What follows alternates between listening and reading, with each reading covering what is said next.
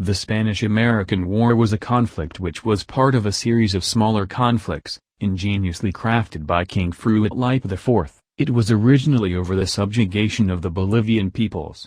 Knowing Colombia's commitment to Bolivia's independence would result in their inclusion, Feuad tactically called in the Brazilian Empire, and besieged both countries. President Wolf der Kuck was outraged.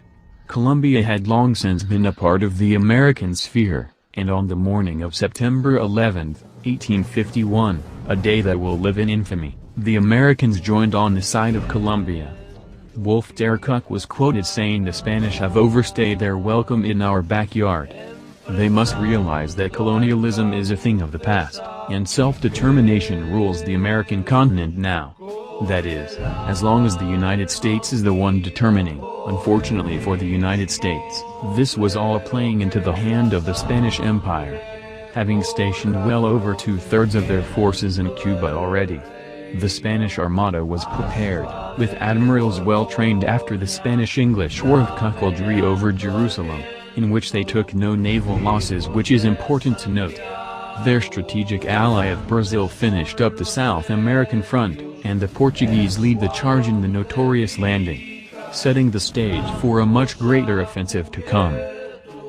The Portuguese scouts who had landed and occupied southern Florida were slaughtered by the divisions nearby in Georgia. Feuad, striking swiftly, ordered a full mobilization of his Cuban divisions. Wolf der Kuck had no chance against the overwhelming odds, and Florida was now under the Spanish control. Wolf begged Feuad to accept peace. Bolivia was offered, but Colombia was his goal. General Lee, who was leading the southern divisions in Georgia, charged recklessly at the Spanish forces in Fort Clinch, otherwise known by the Spanish as Fort Estúpido Gringo. Much to the surprise of the militarily deficient president, it was a great success and cut off Spanish troops. Nevertheless, it meant little in the grand scheme, as Spain quickly retreated back and wiped out his division. One last great battle was fought in Atlanta, wherein the last hope of the United States was wiped out. With no way to decline the peace, Wolf der Kuck reluctantly signed the treaty for subjugation of Colombia, but was quoted saying that he still defended Bolivia. Hey, right guys?